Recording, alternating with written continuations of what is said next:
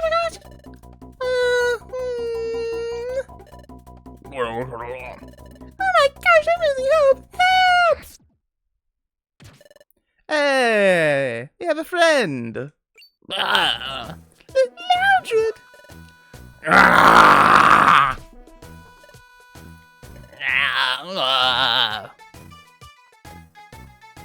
Huzzah!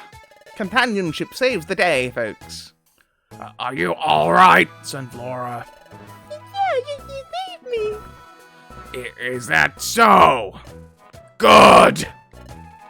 Anyway, it's not like you to fall behind those guys like that. Then again, you did just take a lot of damage. On that note, I just got here, so I'm doing fine. Ah, ah, ah, ah. But why are you here, Loudred? Huh? Why? Oh. No. That's such a good face. I love that in the Mystery Dungeon games, you have all these faces you wouldn't see on Pokemon normally. It's so cool. No reason. It's not because I was worried about you, Sunflora. Shadowt asked me to come check on you. That's the only reason. Only because Chatter asked you to? What's that? What's with the attitude? Got it, I'm not helping anymore. I'm not helping you again. Really could have needed the help, actually. Like, Rickman's fire types, it would have been very useful. Oh, now I've done it. After all, we weren't speaking to each other. Honestly, I was happy to see him. I really wanted to thank him, but for some reason I just couldn't say it. Oh, forget it. I'm mad at myself for not being able to say it. Just then. Why are we having a flashback? We just did this. Why? No, cease. Desist! Cease this! And Loudred was just being Loudred. He was really concerned about me. But wait a minute. Loudred, what Loudred said. You did just take a lot of damage. On that note, so I'm doing fine. Don't tell me, but that would mean. Guys, is love in the air tonight for these two star-crossed beings? Find out in the next exciting episode of Pokemon Mystery. Well, hang on, we still have a long way to go yet. I think I'm probably getting in stream around like 5:30ish, I think. Yeah, there's a little bit to go yet. Because they would have been trying to puzzle up to. Now, I think I understand. Honestly, he's invisible. There's a trick. Oh, there's multiple Haunter, probably. Yes. Is there multiple? Oh god, that's a Beldum. Oh dear.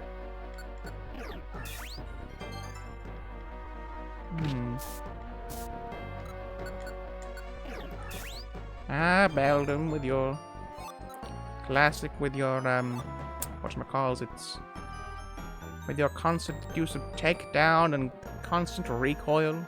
Classic guy, love that for him. Oh, an orb. Holy shit!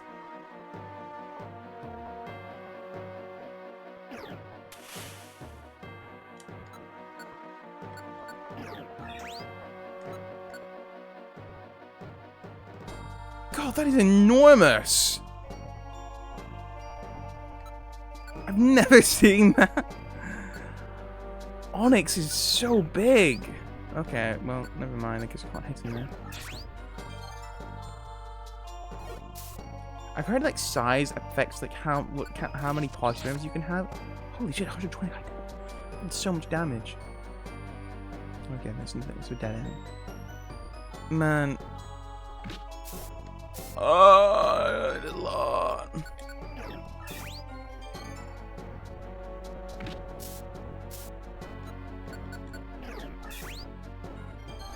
Okay, do we have any healing items? I'm really not a healing item right now. Total Seed, first year. Oh, goodness. Sunny Orb. Yippee! Solar power is causing strain. Oh no. Oh, okay, I understand now. So these sunny orbs are to use all your sunny effects. Okay.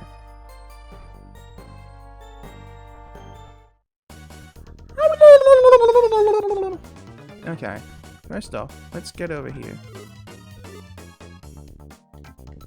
Okay, so someone got a gold gummy. We don't want that now.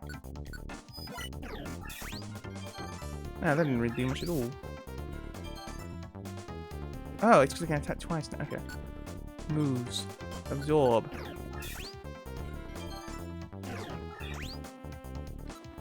Let's go with Razor Leaf.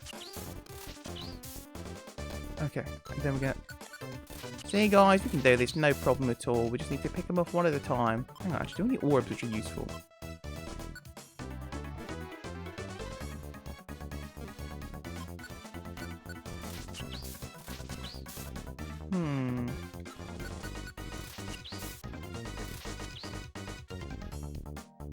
Oh, Onyx is defeated. Nice, that's alright. Okay. Then we go with Grass Whistle.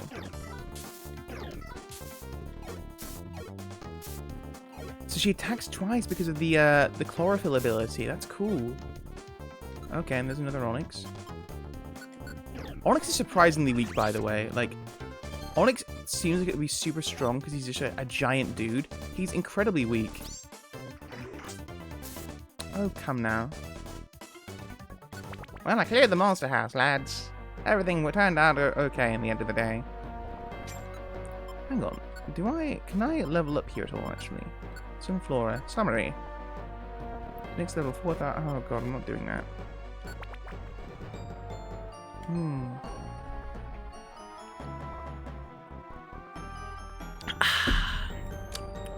Delicious water.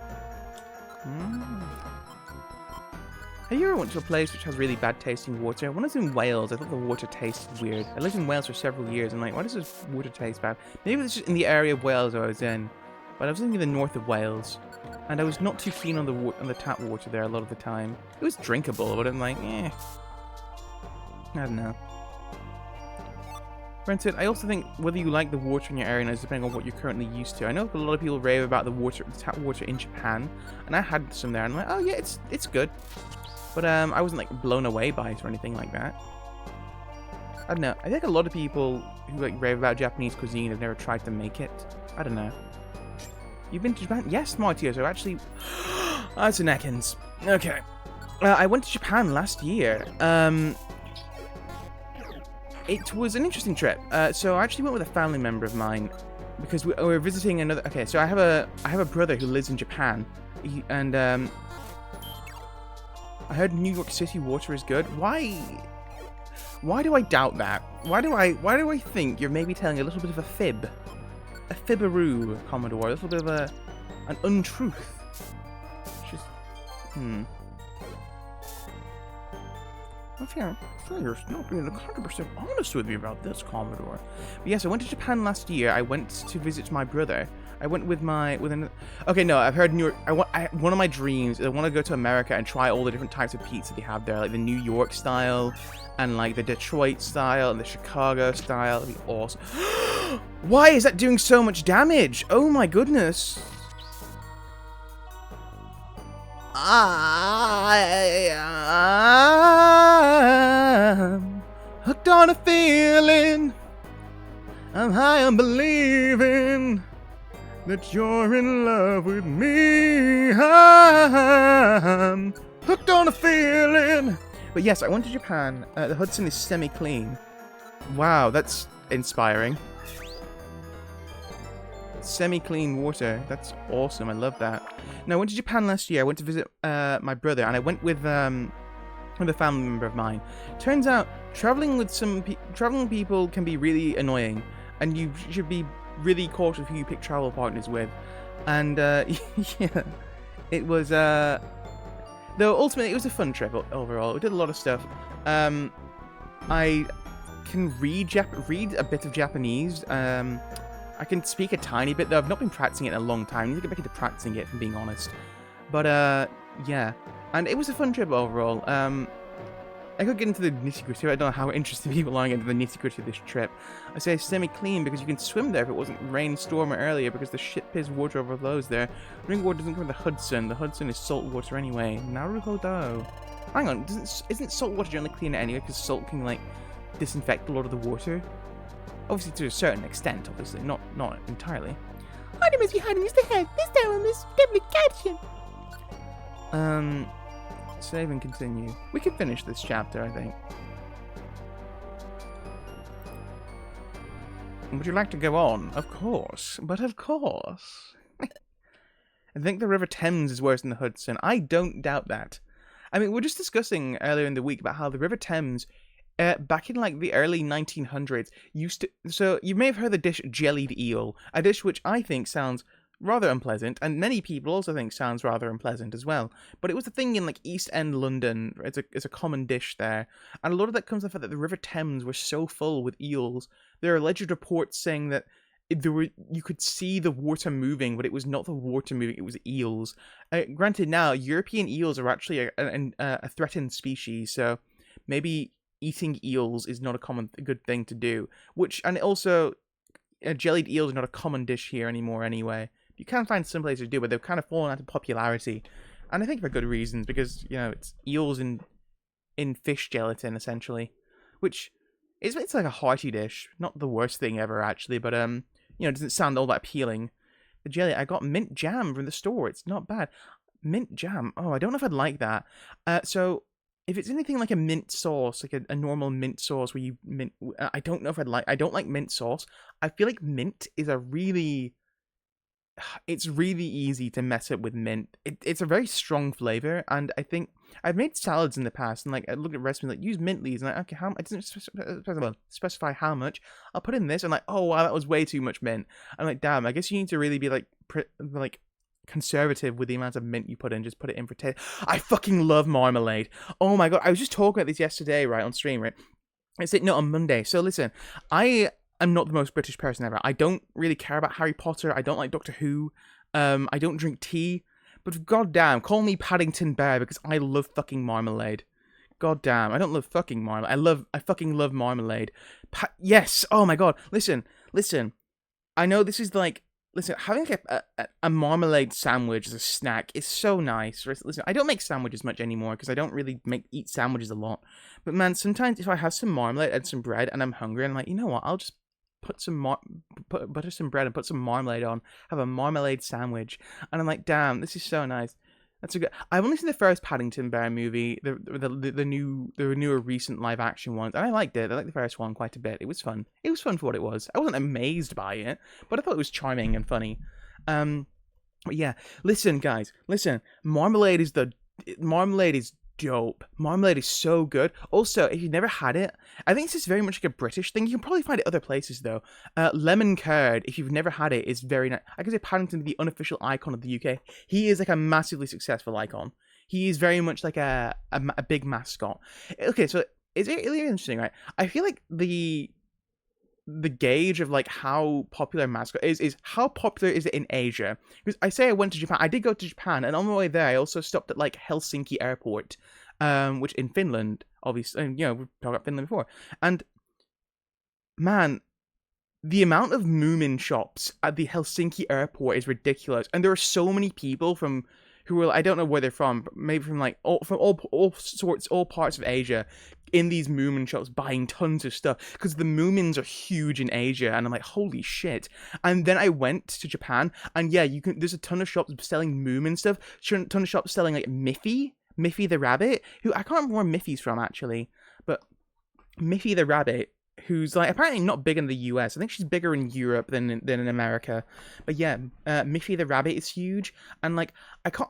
Peter Rabbit is very big actually. I ended up buying because my mum's a big fan of Beatrix Potter and Peter Rabbit. So I bought some like stuff from the little Peter Rabbit shop for my mum from there in Japan.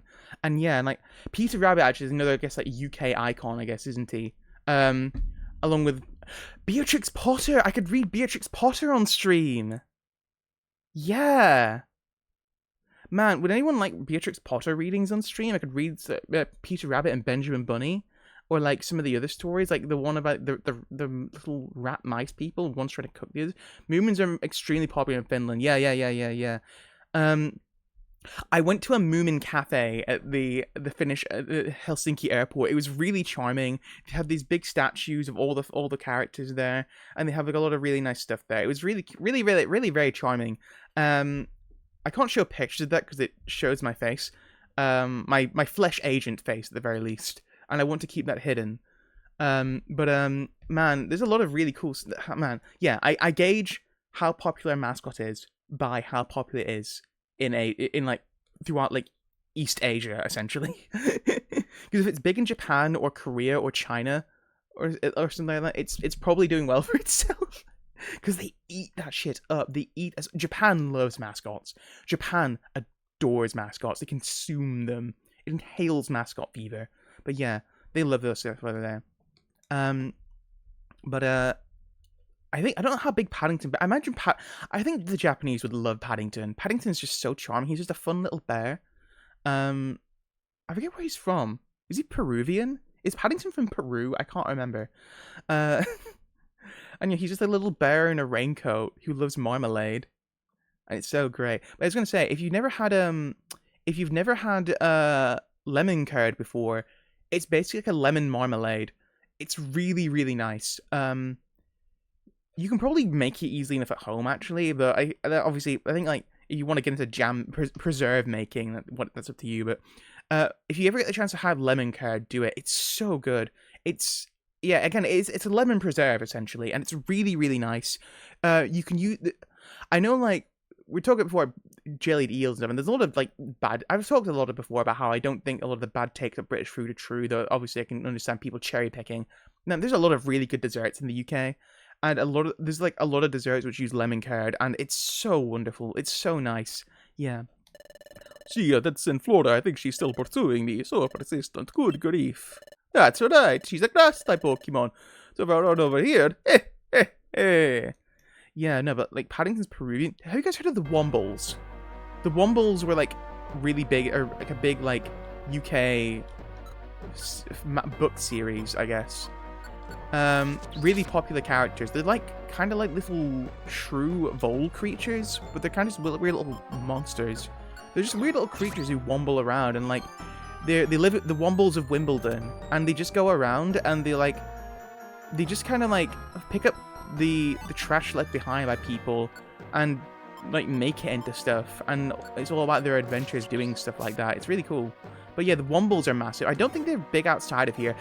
You know what I'm really surprised about? Because I asked my brother, like, hey, brother of mine, you teach Japanese students. Are any, is like Wallace, and have any of them ever talked about Wallace and Gromit? Because I feel like Wallace and, okay, and apparently Wallace and Gromit, from his experience, Wallace and Gromit is not that big of a thing in America, in Japan. I feel like a lot of it may be to do with the language barrier, where there's a lot of like jokes in Wallace and Gromit, which are very much focused around like UK culture, and like British wordplay, which I don't think would translate very well into Japanese at all. And maybe that's why it's not as big a thing. But I think I'm a bit surprised. I think Japanese audiences would consume Gromit. Gromit will be so popular because Snoopy's popular. And I went to a chocolate shop dedicated to Snoopy. There's Snoopy chocolate shops in Japan. I can't remember where it was. There's this very famous Bamboo Grove in Japan, though, and you can go there. And when I went there, they had like a Snoopy chocolate shop, and like it's really cool. You can like, they'll have like little comic strips of Snoopy all made out of chocolate, and you can get them as fun gifts. It's really really nice. They're very cute. Oh no. Items. What's the thing on? Insomniscope. Give. Proceed. But yeah, Snoopy is very popular in Japan. I'm surprised Wallace and Gromit hasn't been. There's a town in England, the town where the creator of Wallace and Gromit was from. I've been there. It's a town called Preston. There's a place that you can get these you can find these statues of Wallace and Gromit and the penguin Feathers McGraw. It's very fun. It's very interesting. They're made of like brass. They're like brass statues or something like that. They're very cool. I saw Wallace and Gromit as a kid, where they went to the moon for cheese. I was like, that's a big deal. Cheese isn't that good. But that cheap the cheap shit isn't that good. It's like in the States, we went from a silver standard for food to copper standard. Yeah, no, like dude. Okay, listen. Europeans in chat can all confirm this. Europeans love cheese. You can go to a supermarket and you will find like entire sections dedicated to cheese from all over. You can go to fresh markets and find cheese sections. Good cheese, yes. America kind of became placated by like things like Kraft Singles, which is legally not cheese, by the way. It is a cheese. It is a dairy product, but it is not cheese. Shit processed factory cheese, yeah. There's a reason why a lot of people make fun of American cheese, because it's not very good a lot of the time. I mean, granted, I'm sure it can taste nice if you eat it, but like, it's not like high quality cheese like you'll get in a lot of European countries. One of my favorite cheeses in the world found out. Okay, I need to tell you a really fun story. There's a really good cheese which I got introduced to when I first watched Wallace and Gromit. It's called Wensleydale. Oh, fucking tits McGee. Items. Fossil orb.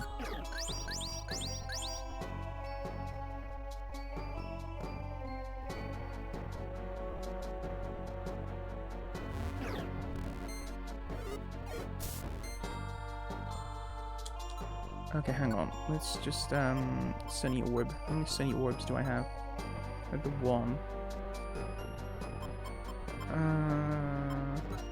Hang on, I can throw a Totter seed.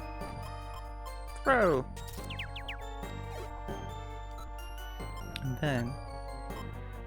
And then items, I'll use the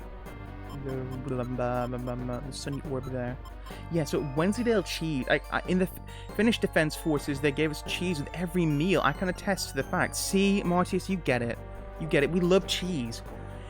It's like okay. So, in fairness, obviously the US, it's a much younger country than a lot of European. Okay, I say like obviously a lot of modern countries aren't the way they were hundreds of years ago, right? They were like often much smaller and divided into much smaller states and such. But the US generally is a much smaller, is a much younger country as it is now than European countries.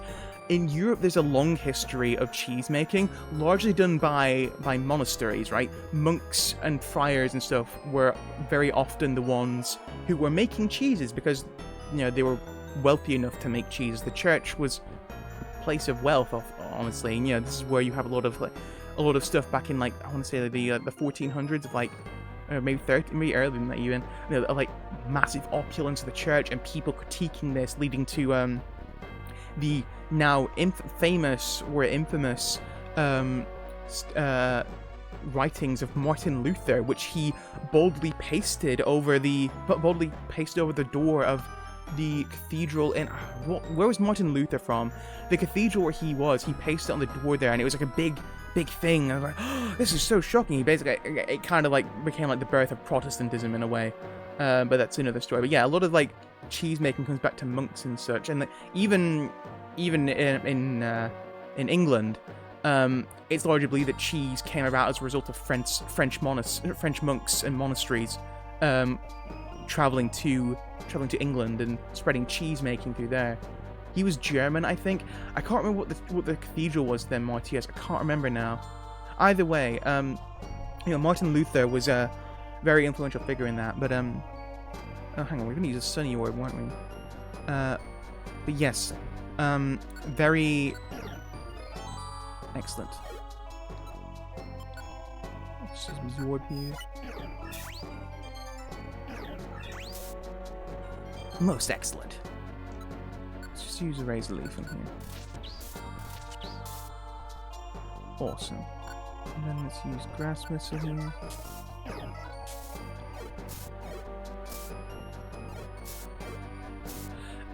Yeah, there's just a large history of like cheese making throughout most of like Europe. Largely due to the spread of Christianity. No, there's a cheese I really like, which I found, which was introduced to me from Wallace and Gromit, called Wensleydale cheese. It's a very like British cheese. I don't know if you can find it at a lot of supermarkets. Actually, maybe you can attest to this, Martius, or anyone else, if you can find like Wensleydale cheese. Hang on, I'll spell it in the chat. It's spelled like the day Wednesday. When is it? No, it's Wensleydale. No, it is spelled like this. Yeah, Wensleydale. It's spelled like that, if I remember correctly. But yeah, so apparently it's a thing where that cheese was actually not very popular in the UK for a long time. It's a very, very old cheese. Again, going back to like old school French cheese making, French monks and cheese making introductions from them. And originally made from goat cheese, but as time went on, it changed. Now it's a much firmer cheese. It's very mild. It's very mild, very soft, little bit of a creamy flavor, a little nutty. I think it's really delicate and really, really nice. And it's very crumbly as well, right? There's a lot just really, really nice cheese. But yes, Wensleydale was kind of fallen out of popularity. There's only 1 or 2 factories left in the UK which actually made it.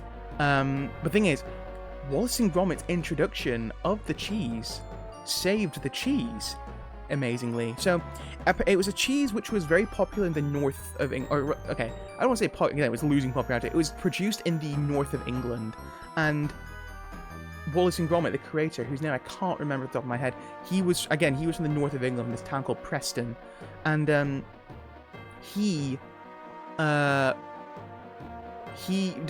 found this cheese, Wensleydale cheese, and people initially thought, oh, did you do this cheese because it was a northern cheese and you wanted to represent that northern cheese? And it's like, no, it was complete coincidence that he was making this cartoon very much about like with like very much like northern characters, and this northern cheese. No, he did it because he thought the syllables for Wensleydale would be very interesting to animate, because he hadn't animated all of by himself, the original cartoon. A little they sell the cheese in deluxe British cheddar. I don't know if it's Wensleydale. That is no, cheddar is cheddar. I would if you get the chance to try, I'd recommend giving it a go, Martius. I don't know if you'd be able to maybe order it. I doubt Lidl would have it, if I'm being honest. Lidl obviously is generally more focused on like cheaper products, more focused but cheaper products, I guess. Yeah. But yes, Wensleydale cheese is very lovely if you get the chance to try it. Again, it's very mild in flavor, so if you don't like I don't like a lot of oh, fuck off.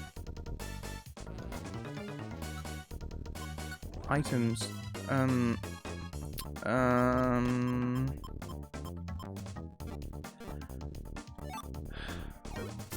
I get out of here? I shouldn't have gone for that gummy. Oh no!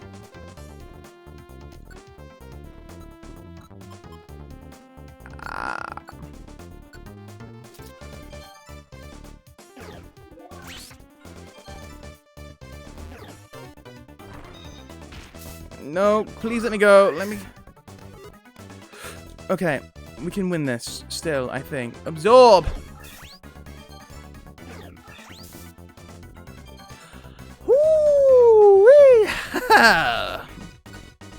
Okay. Grass whistle.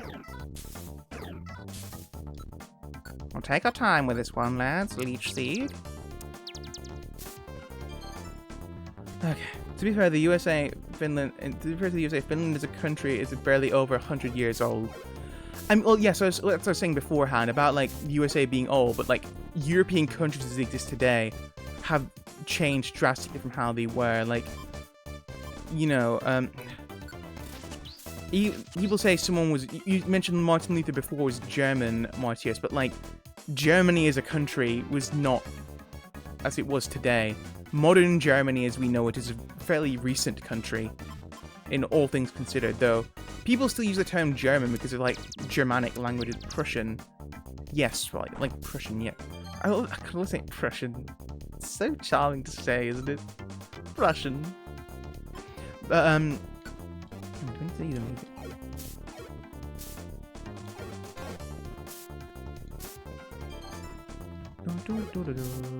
Okay. Oh god, they're still coming. It just doesn't stop coming. Oh my goodness. These creamy monsters and...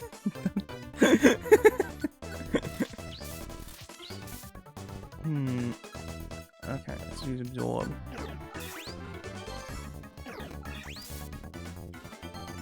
Are they dead yet? Oh, I leveled up. Nice. I think I ran into 2 monster houses this run. Good god. Moves. Absorb. Just die already. How many are the other oh, missed as well. Good god. They're still here. Oh my god. Please die. But yeah, no, it's... You are right in that, like... But, like, oh, what is going on? Please just leave me alone.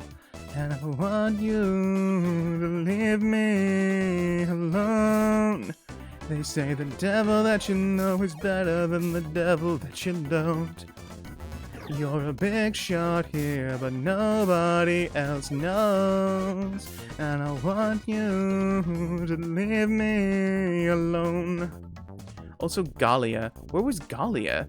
I know the name Gallia from the game, well, what's it called? What's that strategy game called? Something Valkyrie. Valkyria Chronicles. Because the Gallian Empire is... It's a fictional empire in that game, but the Gallian Empire are like the main baddies who are like invading your land and trying to fend them off. Valkyria Chronicles, yes.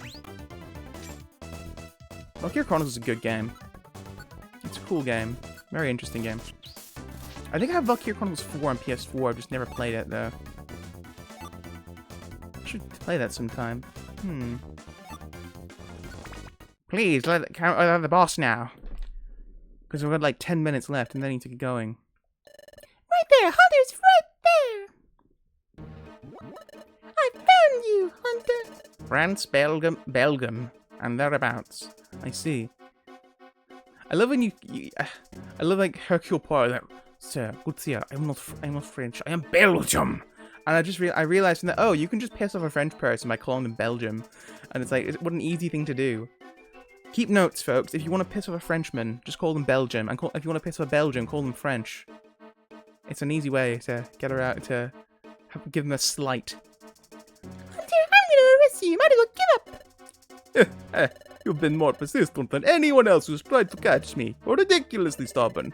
But it's completely useless. Don't you get? I'm invincible. I have proof that you're not invincible. What? There's no such thing as an invincible Pokemon. It was nothing but a ruse right from the beginning. It wasn't invincibility or anything else. Was it, guys? Guys, what do you mean? You found this out? Yes, I figured out there isn't just one of you. Come on out, the rest of you. Oh! I knew it. So they're all hiding in each other's shadows. That's interesting. That's cool. You. I knew it. There isn't just one Hunter. There's three. That time. When I knocked out Hunter. He's not. What is it? I need to hurry up and apprehend him. Yay! But every time I tried to arrest you, Hunter, there was all a sudden blinding light. For a moment I couldn't see a thing. It was then, wasn't it, that you changed places? You destroyed your opponent with a blinding light, while the two of you who were hidden would come out. Oh, that's cool. They had a little animation of picking him up there. You hide the Hunter who fainted. Then one of you would feign innocence and pretend the Hunter had fainted, pretend to be the Hunter who'd fainted. Oh my gosh, it's so bright! I can't see a thing! Oh my gosh! Wait! Okay, we already saw this. The exploration team for the challenge is so far, Hunter. Nobody believed that you were invincible. Hunter, they lost it with a fight. That is why the exploration teams were unable to apprehend Hunter. You've been deceiving exploration teams after exploration team that way until now. That's how you always escaped. Yeah. I'm still going to do the same voice rolling, by the way.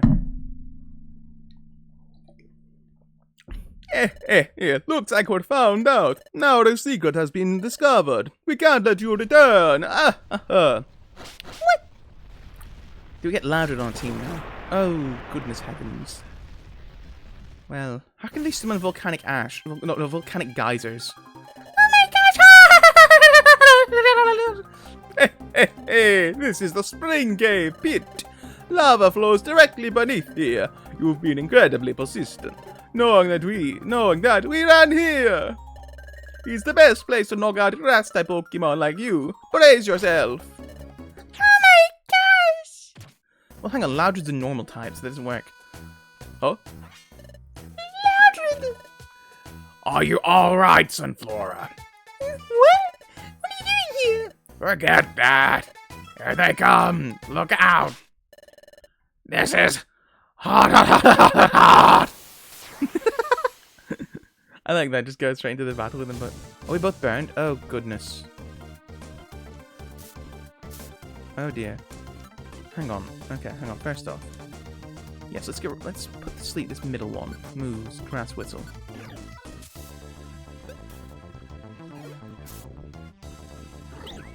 Okay, so there's no immunity in this game. It's just resistant. Moves. Grass Whistle.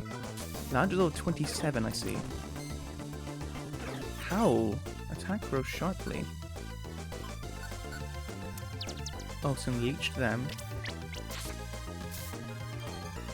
And then we're gonna leech the other sleeping one, because why not? Yes.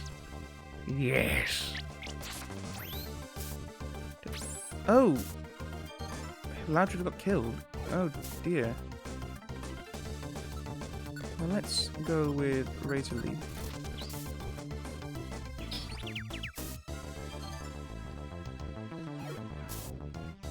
Oh, Loudred's no longer burned anymore. That's alright.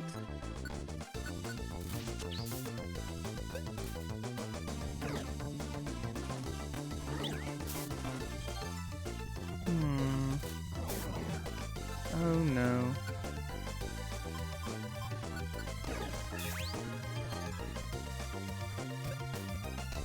How are they alive? Good God. Okay, what are we doing here? Items. What can we give you to make you stronger? The orbs won't work. Hang on. Max elixir. Ingest.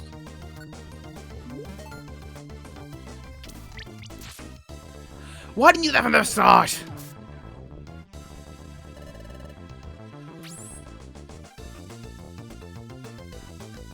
Are you fucking kidding me?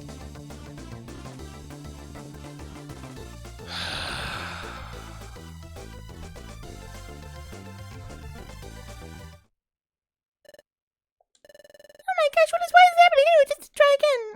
Oh, fuck's sake. Oh god, have I lost all my items as well?